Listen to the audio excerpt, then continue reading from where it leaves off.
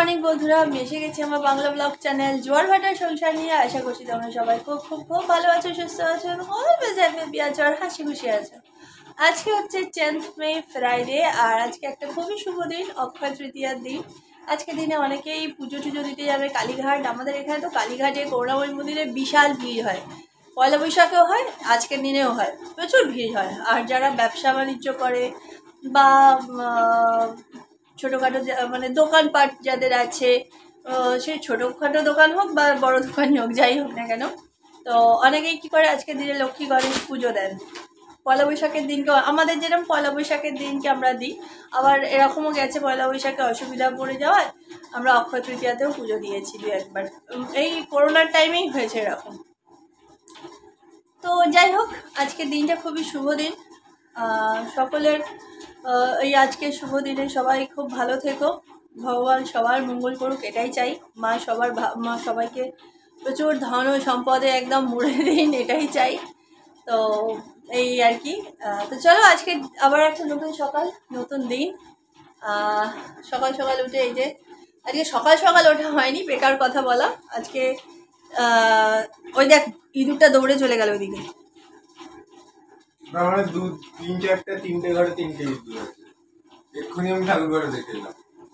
তিনটে ইঁদুর হয়েছে ঘরে হঠাৎ করে, এত দৌড়োদৌড়ি উৎপাত করছে, কিছুতেই ধরতে পারছে না। সেই র্যাট এগুলো দেয়া হয়েছে, ওদের পর্যন্ত আটকা পড়ছে না, এত বদমাইশ। এখন একটা ইঁদুরেই তিনটা ঘরে বাওয়াল মাচাচ্ছে, নাকি তিনখানা ইঁদুর হয়েছে ভগবান জানে, বুঝতেই পারছি না। তো যাই হোক, যেটা বলছিলাম, আজকে উঠতে সকালবেলা অনেকটাই দেরি হয়েছে। আজকে আমি উঠেছি 8টায়, আমার ছেলে উঠেছে 8:30টায়। তো উঠে এই চুপচাপ শুয়ে পড়েছিলাম, যেন সেই কিরম একটা ল্যাদ খাচ্ছি আমি, ভালো লাগছে না। তো তারপরে আমার বর ব্রেকফাস্ট করলো, বাটার টোস্ট আর চা। তো ওই খেটে নিয়ে আমি এই বিছানাটা গোছালাম, গুছিয়ে দিতে ও পড়তে বসে গেছে। ও ম্যামের কাজ করছে, তারপরে প্রজেক্ট আছে সেটা করবে।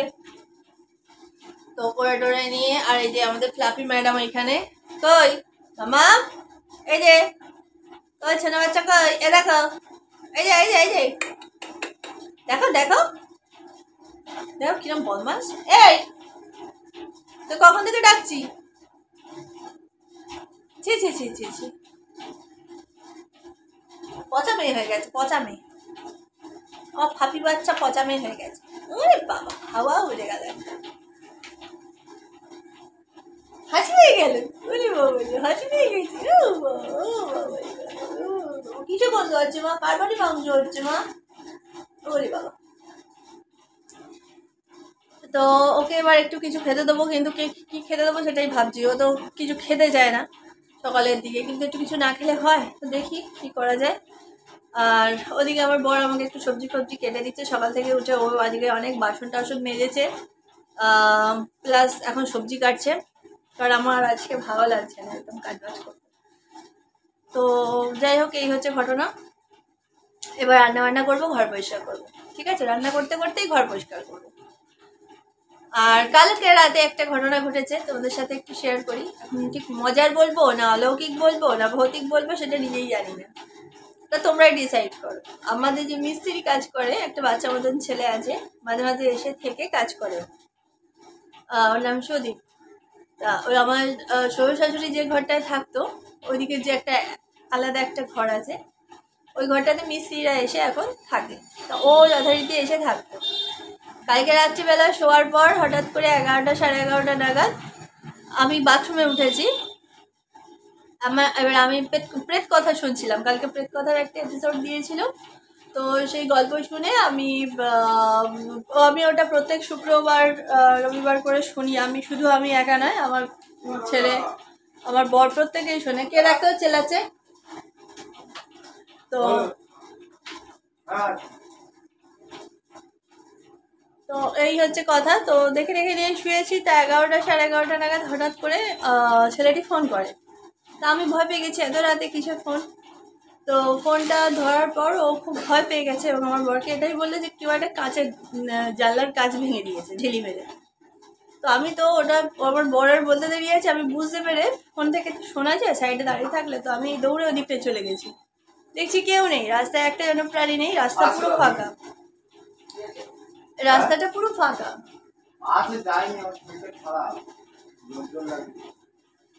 তো রাস্তাটা পুরো ফাঁকা।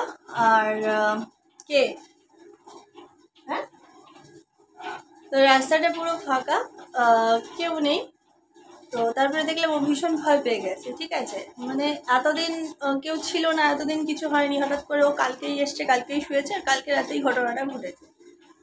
তো ছেলেটি ভীষণ ভয় পেয়ে যায়। তাও আমরা ওখানে প্রায় আবার 8 ঘন্টা 45 মিনিট মতন আমি আমার হাজব্যান্ড দাঁড়িয়েছিলাম, এবং সমানে লক্ষ্য রেখেছি যে কেউ যদি এসে থাকে বা পালিয়ে যাওয়ার চেষ্টাও করে থাকে সে ধরা পড়ে যাবে, কিন্তু কিছুই দেখতে পাইনি, কিচ্ছু নয়। আর যেদিকটা ভেঙেছে সেই দিকটাতে পুরো জঙ্গল, যেদিকে জানলাটার কাজটা ভেঙেছে সেদিকটা পুরো জঙ্গল। জানি না কি করে কি হয়েছে, এখন অনেক দিনের বাড়ি ঘর তো, হয়তো পুটিটা নষ্ট হয়ে গেছে কাচের, তো জল লেগে লেগে রাস্ট পড়ে হয়তো ওটা কোনো রকমে কালকেই হয়তো হয়েছে মিরাকেল। তো কিছু বুঝলে তো ছেলেটি ভীষণ ভয় পেয়ে যায়। লাস্টে ওকে আমরা ওপরে, আমার যে ঘরে আমার ছেলে পড়ে, স্যার এলে ম্যাম এলে, ওই ঘরে ওকে শুতে বলি, কিন্তু ও তারপরেও সারা রাত ঘুমায়নি। গ্রামের ছেলে তো সকালবেলা উঠে বলছে যে আমি বাড়ি যাবো, আমি গিয়ে একটু ঝাড়ফুঁক দিয়ে আসি, আমার ভীষণ ভয় লেগে গেছে। তো সে চলেও গেছে বাড়িতে। তো কালকে রাত্রিবেলা এই ধরনের একটা ঘটনা ঘটে, তারা সেই নিয়ে আমরাও একটু কথা বলাবলি করছিলাম যে হঠাৎ করে এমন কি হলো, যেমনভাবে কাজটা পড়েই বা গেল কেন। এবারে ওটা অনেক কিছুই কারণ আছে, কারণ কেউ তো আর অত রাত্রে জঙ্গলের ভেতর ঢুকে কাজ ভাঙবে না। ঢিলি ছুড়লে একটা ছুটতে পারে, কিন্তু যেই ছুড়ুক তাকে তো পালাতে হবে, আর আমরা ওখানে গিয়ে দাঁড়িয়ে আছি, কাউকে দেখিও নি। তো এই হচ্ছে ঘটনা। এটা এখন ঠিক কি বলবো জানি না, মিরাকেল বলবো, মানে হঠাৎ করে হয়েছে নাকি কোনো অলৌকিক ঘটনা, নাকি কিছুই নয়, একটা সামান্য ঘটনা, সেটা এখন তোমরাই বিচার করো। তো যাই হোক, এইসব ঘটনা ঘটেছে। ওকে, তো চলো এবারে কাজ বাজগুলো সারা যাক, দেখি সারাদিনে কি কি তোমাদের সাথে শেয়ার করে উঠতে পারি। সঙ্গে থাকো, দেখতে থাকো।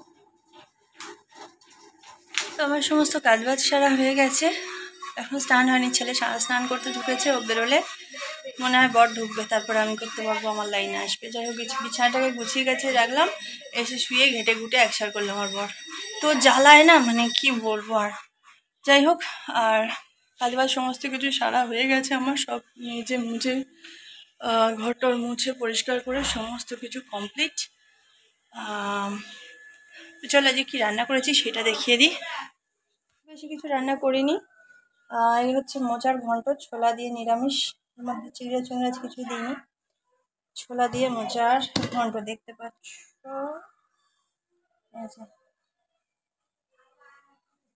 আর এখানে আছে এঁচোড় চিংড়ি। এঁচোড় চিংড়িটা আজকে একটু অন্যরকম স্টাইলে করেছি আমি বলছি কীভাবে করেছি। তবে সেই করেছি, আর ভাত হচ্ছে। তো ওই হচ্ছে রান্না, আর আমের ঝোল আছে ফ্রিজে, আমের ঝোলটা একটু বেশি করেই তো করা আছে। লাফিরও চিকেন সেদ্ধ হয়ে গেছে, ভাতটা হচ্ছে আমাদের স্নান সারতে সারতে ভাত হয়ে যাবে আশা করছি। আর আজকে এঁচোড়টা একটু অন্যরকমভাবে করেছি। কীরকমভাবে করেছি জানো, মাংস যেভাবে করে ঠিক মাংস স্টাইলে করেছি। মানে এঁচোড়টা সেদ্ধ করে নিয়েছিলাম যতটুকু সেদ্ধ করার দরকার। এঁচোড় কাটার সময় তো এঁচোড় দেখলে বোঝা যায় যে কোনটাকে বেশি সিটি দিতে লাগবে বা কোনটাকে অল্প সিটিতেই সেদ্ধ হয়ে যাবে। তো আজকে এঁচোড়টা খুব সুন্দর ছিল, একদম কচি এঁচোড় ছিল, তো বেশি সিটি দিতে লাগেনি। তো সিটি হয়ে যায়, মানে সেদ্ধ করে নিয়েছিলাম, নিয়ে ওটা জলটা ঝরিয়ে মাংস ঠিক যেভাবে ম্যারিনেট করে রাখে ওরকমভাবে পেঁয়াজ কুচি, টমেটো কুচি, টক দই, তারপরে আদা পেঁয়াজ রসুন বাটা, হলুদ গুঁড়ো, লঙ্কা গুঁড়ো, জিরে গুঁড়ো, সমস্ত কিছু দিয়ে, সর্ষের তেল, সব কিছু দিয়ে ওটাকে ম্যারিনেট করে ঢেকে রেখে দিয়েছিলাম। তারপরে চিংড়ি মাছটাকে ভেজে নিয়েছিলাম, আলুটা ভেজে নিয়েছিলাম, আর যা ফোড়ন লাগে তেজপাতা, অল্প একটু জিরে, শুকনো লঙ্কা, ওসবগুলো দিয়ে ফোড়ন দিয়ে নিয়ে তারপরে আলুটাকে ভেজে নিয়েছিলাম। নেওয়ার পরে ওই ম্যারিনেট করা এঁচোড়টাকে সব সমেত কড়াতে দিয়ে দিয়েছিলাম। মানে নাক শুশুর করছে প্রচণ্ড, মনে সর্দি লাগবে। তো দিয়ে এবার ওটাকে ঠিক যেভাবে মাংস কষায় ওইভাবেই কষিয়ে কষিয়ে করে তারপরে জল দিয়ে রান্না করেছি। লাস্টে নামানোর আগে অল্প একটু গরম মশলা ছড়িয়ে দিয়েছি। তো দেখা যাক কীরকম টেস্ট হয়, ওটা খেলেই বুঝতে পারবো কীরকম হয়েছে। তোমরাও একবার ট্রাই করে দেখতে পারো। অবশ্যই আগে আমি খেয়ে একবার বলি টেস্টটা কেমন হয়েছে, তারপর ট্রাই করো, ঠিক আছে? আর সেই রিভিউটা তো আজকেই পেয়ে যাবে যদিও। ওকে, তো সঙ্গে থাকো, দেখতে থাকো আর কি। এখন আজকে ওয়েদারটা খুবই ভালো, এই 2-3 দিন ধরে ওয়েদারটা বেশ ভালো লাগছে, যার জন্য আমি সকালের দিকে রান্না করছি। রোদ উঠেছে কিন্তু একটা মিষ্টি আবহাওয়া, মানে সেই উত্তাপ, সেই গরম ওইগুলো নেই, বেশ ভালো লাগছে। তো এই হচ্ছে ব্যাপার। এবার আমি চান করব, ছেলের হয়ে গেলে দেখি, বর যদি করে ও করে নিক, তারপর আমি স্নান ছাড়বো। ছেলে চানটা করে আজকে পুজোটা দিয়ে দেবে। ওকে, তো সঙ্গে থাকো, দেখতে থাকো বন্ধুরা। এখন বাজে ঘড়িতে প্রায় 6:30।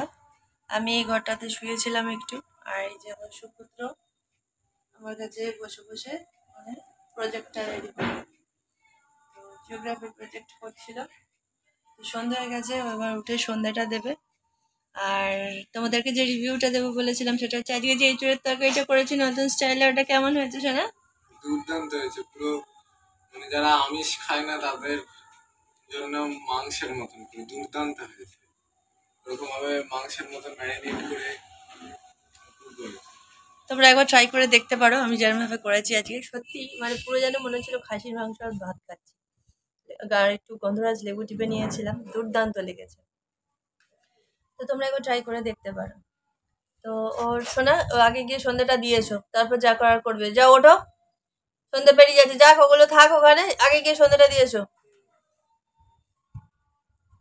তোমার সন্ধ্যাটা দিয়ে নিক, আবার একটু পরে ও আর ওর পাপা বেরোবে হালখাতা করতে। আজকে তো অক্ষয় তৃতীয়া, প্রায় 3-4 জায়গায় যেতে হবে।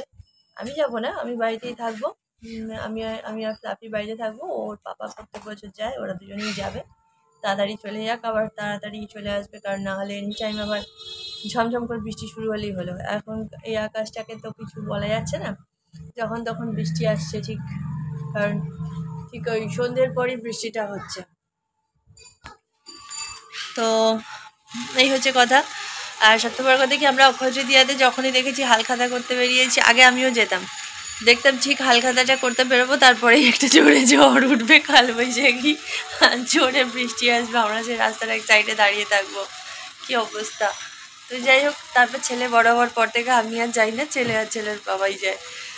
তো চলো দেখা যাক আর কি কি তোমাদের সাথে শেয়ার করে উঠতে পারি, ঠিক আছে? তো বন্ধুরা, এখন বাজে ঠিক ঘড়িতে 7:30, আর আমাদের প্রথম হালখাতা হয়ে গেল, ঠিক আছে? এই যে আমাদের নিচে যে দোকান আছে, অরুণদার দোকান, তার দোকানে ওর সন্ধ্যেবেলা করে তো খিদে পায়, কিছু না কিছু কিনতে যায়। তো এই যে কুরকুরে, পপকর্ন, লেজ এসবগুলো কিনতে গেছিল। যেতেই এই যে দেখা যাচ্ছে, সেটা দেখো,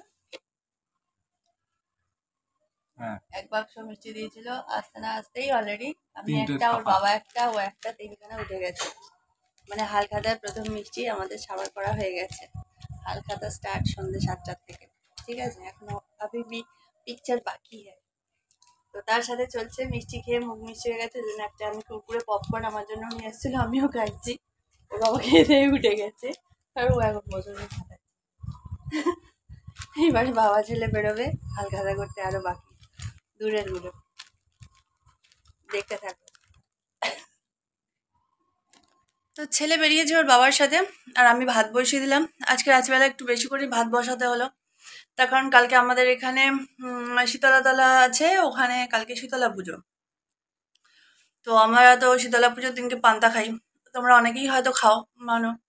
অ্যাকচুয়ালি আমার শ্বশুরবাড়িতে কোনোদিন এইসব মানতো না, ঠিক আছে? আমি এসে এগুলো আমার ঘরে চালু করেছি, আমি কাউকে কখনো কিছু বলিনি। আমার আরও জায়গা আছে, তারা কি কি করে না করে জানি না, মাছ ভাত খায়, মাংস ভাত খায়, যে মানে না সে মানে না।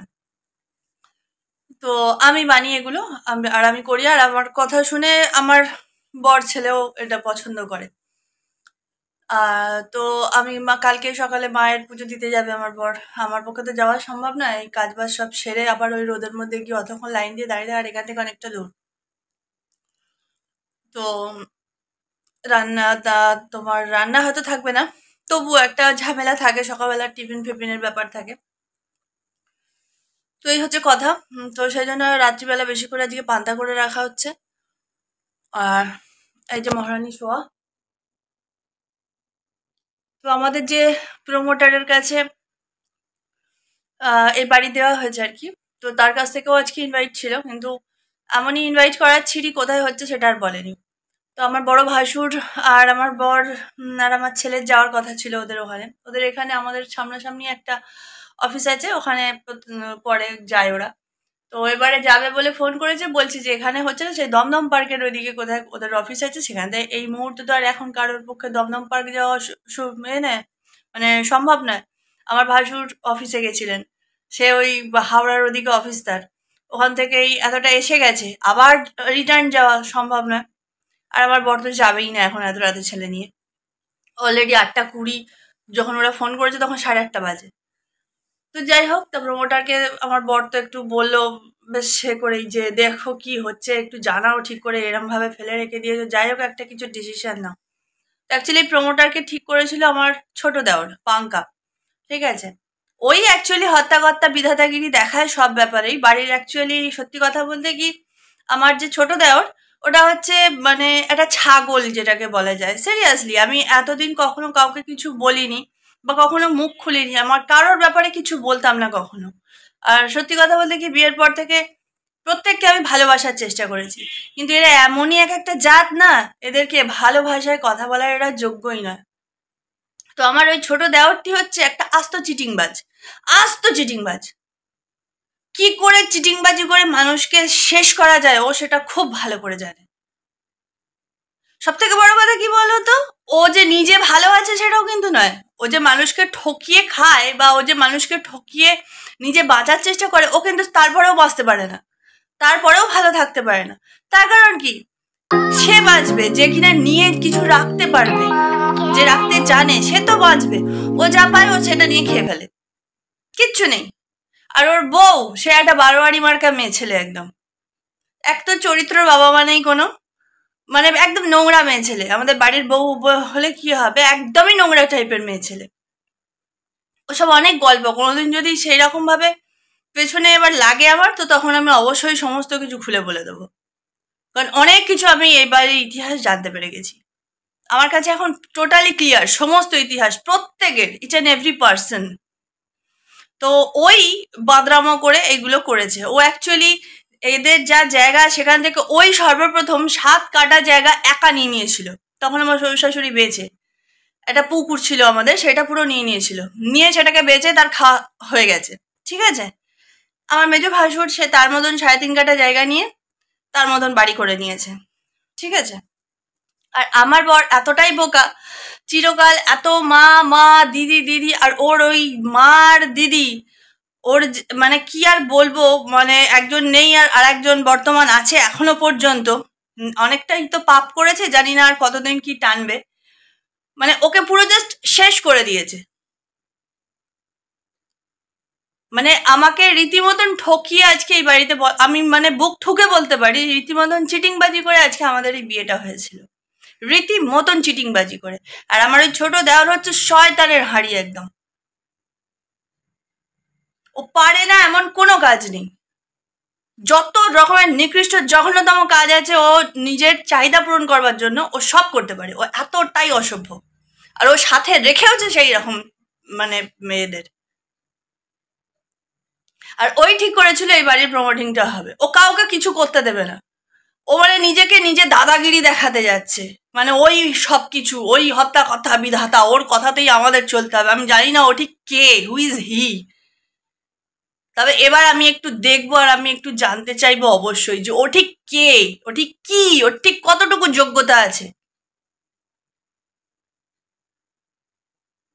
আমি একটু মাপতে চাই ওকে ভালোভাবে, কারণ কি আমি এসে থেকে ওর অনেক রকমের নাটক দেখেছি, প্রচুর নাটক দেখে নিয়েছি, ওর বউয়ের বিশেষ করে প্রচুর নাটক দেখেছি, কোনো দিন কিচ্ছু বলিনি আমি। অনেক কথা শুনেছি, অনেক কথা আমার কানে এসছে। আর এখন তো আমি ওই যে বললাম এই বাড়ির পুরো ইতিহাস আমার কাছে জানা আছে, সমস্ত কিছু আমার কাছে ক্লিয়ার, সব শুনেছি আমি, সব জানি। তো সেই হিসাবেই বলছি ওই চিটিং বাসটাই এই প্রমোটারটাকে ঠিক করেছিল। এবারে টাকা পয়সা নিয়ে কিছু একটা গন্ডগোল হয়েছে, সেই নিয়ে এখন এভাবে আমাদেরকে ঝোলাচ্ছে। আর আমার ওপরের ঘরগুলোর এখন পুরনো বাড়ি তো এতটাই বাজে অবস্থা, মানে কি বলবো, বৃষ্টি ফৃষ্টি হলে বা এত কষ্ট হয়। তার উপর তো অ্যাসবেস্টারের চাল বিয়ে দিয়েছিল যখন, তখন দেখিয়েছিল যে নিচের ছাদাটা, যে বাড়িটা ঘরটা আর কি একটা আছে, যেটা আজকে সকালেই বলছিলাম যে আমার মিস্ত্রিটা শুয়ে ভয় পেয়েছে কেউ কাজ ভেঙে দিয়েছে বা কিছু। ওই ছাদাটা বাড়িটা বলেছিল যে বিয়ের পর নাকি আমরা ওখানে থাকবো, দেয়নি। এই অ্যাসবেস্টারের চালে এসে আমাকে ঢুকতে হয়েছে। মানে মিথ্যে কথা বলে বলে, মিথ্যে কথা বলে বলে শুধুমাত্র ওই মা আর মেয়ে মিলে বিয়ে ঠিক করেছিল। এতটাই অসভ্য। অনেক ঘটনাই আছে, অনেক কিছুই আছে, আমি সমস্ত কিছুই বলবো তোমাদের কাছে। তো যাকে তো সেই প্রমোটারকেই আমার বর বলল আহ, যে কি হবে না হবে দেখো। কারণ কি আমিও বাড়িতে প্রচন্ড পরিমাণে অশান্তি শুরু করেছি। কারণ কি সত্যি কথা বলতে কি আমি এগুলো কেন মেনে নেব? আমার তো এগুলো মেনে নেওয়ার কথা নয়। এ তো নয় যে আমি প্রেম করে বিয়ে করেছি বা কিছু, রীতিমতন দেখাশোনা করে সমস্ত কিছু ঠিকঠাক হয়েছিল।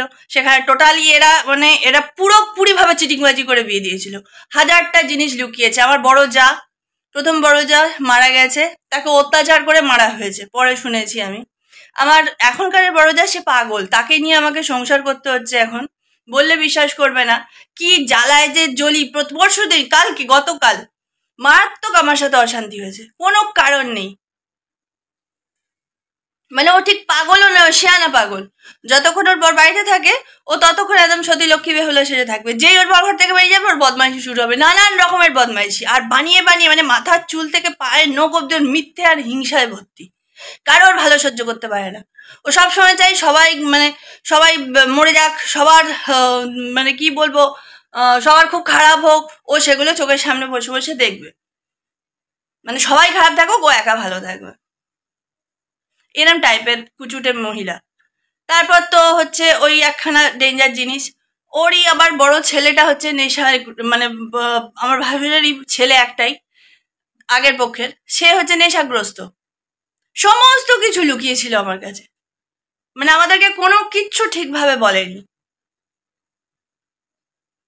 মানে পুরোপুরি ঠকিয়ে চিটিংবাজি করে ওই মা আর মেয়ে বিয়ে দিয়েছিল, মানে আমার শাশুড়ি আর আমার ননদ। তো যাকে আমি এটা নিয়ে আর ওদেরকে মানে আমার বরকেই বলেছি আমি আর 2 মাস টাইম দিচ্ছি, তার মধ্যে যা করার করো, নাহলে এবার আমি অন্য ব্যবস্থা নেব। আর আমার বাড়ির লোকও তাই বলেছে। তো দেখা যাক কি হয় না হয়। তার কারণ কি এরম ভাবে থাকা যায় না, এরকম ভাবে কখনোই থাকা যায় না। আর এতটা আমি কষ্ট করে থাকবো বলে তো আর ওকে বিয়ে করেই, তাই নয় কি? আমার বাবা মাও নিশ্চয়ই এই দিন দেখার জন্য আমাকে বিয়ে দেয়নি, পাত্রস্থ করেনি। যখন বিয়ে দেওয়া হয়েছিল অনেক বড় বড় সেই লম্বা লম্বা লেকচার দিয়ে দিয়ে বিয়ে দিয়েছে ছেলের নামে, কিন্তু অ্যাকচুয়ালি কিছুই নয়। নিজেরা পুরো চুষে খেয়ে নিয়ে একটা মানে আমের আটিটাকে আমার হাতে, ছিবড়াটাকে আমার হাতে দিয়েছে। কিভাবে যে কষ্ট করে আমি করছি, আজকে এই যে ইউটিউবে ভিডিও ছাড়ছি, করছি, একটাই চেষ্টা কি, যাতে এর থেকে আমি কিছু আর্ন করতে পারি। সেটা দিয়ে আমি গয়নাও বাড়াবো না, হাভেলিও বানাবো না। আমি চাই আমার ছেলেটাকে নিয়ে আমি ঠিকঠাকভাবে যাতে ওকে মানুষ করতে পারি। কারণ আমার ছেলের পেছনে অনেক খরচা এখনো বাকি আছে। বুঝতে পারলে? এই হচ্ছে কথা। তো যাই হোক, মানে পুরোপুরি আমি বলতে পারলে এটা ভালো হয় যে আমি আমার লাইফে পুরো ঠকে গেছি। আমার লাইফে আমি পুরো দমে ঠকে গেছি। যাকে আমার লাইফ তো শেষ, কিন্তু আমার ছেলের লাইফটাকে তো আমাকে বাঁচাতে হবে, তাই নয় কি? সেটারই এখন আমি চেষ্টা চালিয়ে যাচ্ছি। আর এইসব চোরচিটিংবাজদের সাথে থেকে মানে কি করে যে আমি কিভাবে যে আমি লড়াই করে বাঁচছি সেটা একমাত্র আমি জানি। কি হারে যে আমাকে লড়াই করতে হচ্ছে। তবে আমি ছাড়বো না। এবার আমি শুরু করব। আমি এতদিন চুপচাপ ছিলাম, এবার আমি শুরু করব। আর তোমাদেরকে প্রতিটা জিনিস আমি জানাবো। তোমরা একটু আমার সঙ্গে থাকো, একটু দেখতে থাকো, প্লিজ একটু সহযোগিতা করো, এটাই তোমাদের কাছে আমার রিকোয়েস্ট। ঠিক আছে? এই হচ্ছে কথা। আমি যে মনের মধ্যে কি চেপে নিয়ে করি, এই যে প্রায় ব্লগ দিতে পারি না, করি না, কিভাবে দেবো বলো তো? মন মেজাজ যদি না ভালো থাকে, এই সমস্ত জিনিস যদি মন মেজাজের মধ্যে ঢুকে থাকে, কে কিভাবে পারে? কাহা তো মুখে একটা ফেক হাসি নিয়ে মানুষ বাঁচতে পারে। আমি ভালো নেই, আমাকে তা সত্ত্বেও লোকের কাছে দেখাতে হবে একটা মিথ্যে হাসি নিয়ে যে আমি ভালো আছি। সব সময় সেটা পারা যায় না। যাকে তো এই হচ্ছে ঘটনা। অনেক কিছু হয়তো বলে ফেললাম। যাই হোক, যদি বাজে কিছু বলে থাকি তবে খারাপ কথা আমি কিছুই বলিনি, যেটা ঘটেছে আমার সাথে আমি সেটাই বলেছি। তাতে কে কি মনে করলো, কার কি ফাটলো, আমার তাতে কিছু যায় আসে না। যাদের নামে বলেছি তারাও যদি আমার এই ভিডিওটা দেখে থাকে, তাদের যদি জ্বলে থাকে, আমি বলবো জ্বলো। সত্যি কথা শুনলে জ্বলতেই হয়। তাদের যদি কিছু বলার থাকে তারা যেন আমার সামনে এসে বলে, এটাই হচ্ছে আমার কথা। দেখায় অনেকেই আছে, আমার পরিবারেরই অনেক আছে, সবই আমি বুঝতে পারি, দেখে সব ভিডিওই দেখে, কিন্তু কোনো রকম কমেন্ট লাইক এসব মানে বুঝতে দেয় না যে আমরা দেখি বা আমরা করে রেখেছি। ঠিক আছে, সবই বুঝতে পারি আকার ইঙ্গিতে, এতটাও ঘাসে মুখ দিয়ে আমি বোধহয় চলি না। যাকে অনেক মানে করে ফেললাম, কথা বলে ফেললাম। তো সঙ্গে থাকো, দেখতে থাকো, দেখা যাক ওরা ফিরুক, দেখছি তারপরে আর কি কি শেয়ার করা যায়। গুড মর্নিং বন্ধুরা, কালকে আর ব্লগটা কন্টিনিউ করা হয়নি। কালকে ওরা আসলো, এসে তারপরে ওই এ কথা ও কথা হতে হতে গল্পে মত্ত হয়ে গেছিলাম, তারপর খাওয়া দাওয়া করে শুয়ে পড়েছিলাম। তো যাই হোক, তো ওরা গেছিল দুটো দোকানে না, গৌতমদার দোকান আর ভাসুর দোকান, হ্যাঁ। তো আমার ভাগ্নের ভাসুরের দোকানেও হালখাতা করতে গেছিল, আর আমাদের একটা গৌতম জুয়েলার্স বলে একটা জুয়েলার থেকে আমি যখন যা সোনার জিনিস বা যাই বানাই না কেন ওনার দোকান থেকেই বানাই, তো ওই দোকানে গেছিল। খুব সুন্দর দুটো ক্যালেন্ডার দিয়েছে, দুটো প্যাকেট মিষ্টির দিয়েছে। তো যাই হোক, ওই সব দেখে তারপরে গল্প টল্প এটা সেটা করতে করতে সময় চলে গেছে, আর শেষ করা হয়নি। তো এখন আজকে হচ্ছে 11ই মে, সকালবেলা এখন ঘুম থেকে অনেকক্ষণই উঠেছি, উঠে ব্রাশ ট্রাশ করে ওই বসে বসে হেজিয়ে যাচ্ছি। টিফিনের তরকারি বসিয়ে দিয়েছি। ফোনটা দেখ গিয়ে বসে না থেকে। টিফিনের তরকারি বসিয়ে দিয়েছি, আলুর তরকারি হচ্ছে, আর রুটি এখন হবে আপাতত ব্রেকফাস্ট। তারপর খেয়ে দিয়ে আমি শুরু করব কাজ। আর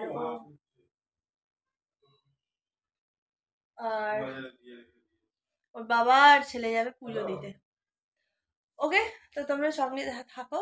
আর আজকের দিনে যাদের জন্মদিন, বিবাহবার্ষিকী, তাদের সবাইকে জানাই আমার পক্ষ থেকে, আমার পরিবারের পক্ষ থেকে এবং দর্শক বন্ধুদের পক্ষ থেকে শুভ জন্মদিন, শুভ বিবাহবার্ষিকী। তোমরা সবাই খুব ভালো থেকো, সুস্থ থেকো, আনন্দ থেকো।